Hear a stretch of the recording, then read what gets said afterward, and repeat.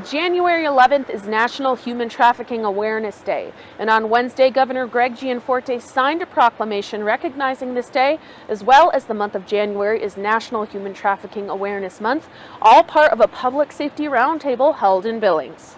We've made some significant investments that I think are important for public safety, particularly in light of what's been going on in Billings. It's conversations we keep having.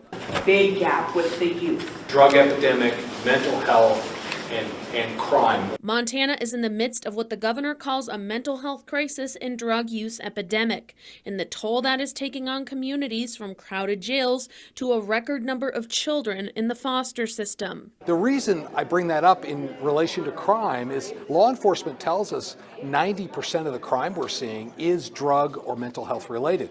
Our local jails are filled up with people with mental health issues. Brought to the table Wednesday were numbers to back up the scope of the problem. Their officers are being turned away when they bring somebody to the jail. They know don't bother to bring somebody about minor misdemeanors, roughly twice a day.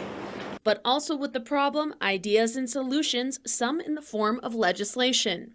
We have pitched a pretrial diversion program. A couple of the bills in front of the legislature this session seek to close gaps in services, from extending the Missing and Murdered Indigenous Persons Task Force to establishing a pretrial diversion program that would funnel nonviolent felony drug offenders right into treatment programs.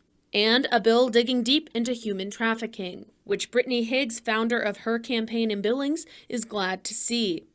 Our state and our legislators are actually making great movement in presenting bills that are going to help us fight human trafficking in the state of Montana. It's going to take an all-hands-on-deck approach.